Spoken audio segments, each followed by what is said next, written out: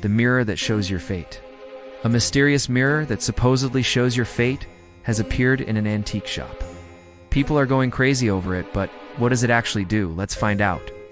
It's a normal antique shop filled with dusty old furniture and trinkets from days gone by.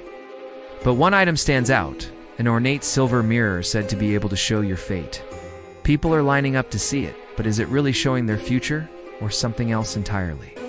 Behind the counter, the old woman watches with amusement.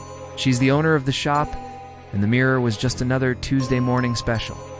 It wasn't showing anyone's fate, but it was a clever trick she'd learned as a young performer. In her younger years, she traveled the world as a magician's assistant and learned many tricks of the trade. One in particular stood out.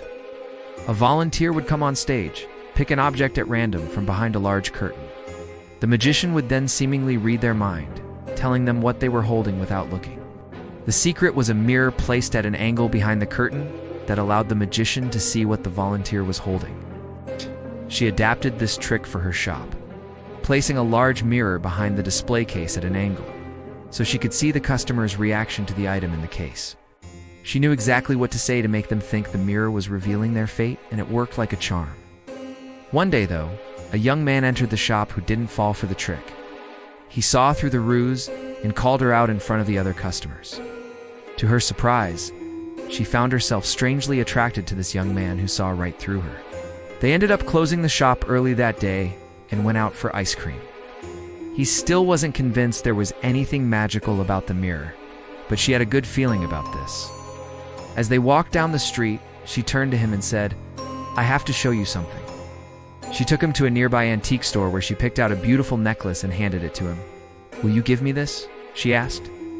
He was completely caught off guard, but took the hint and gave her the necklace. She fastened it around his neck. She leaned in close and whispered, "You're the only person I know who can see through my tricks, but you're also the only person I know who can make me believe in magic again." They spent the night talking, laughing, and getting to know each other, and by the end of it, he was completely smitten. She knew then that the mirror wasn't just a prop.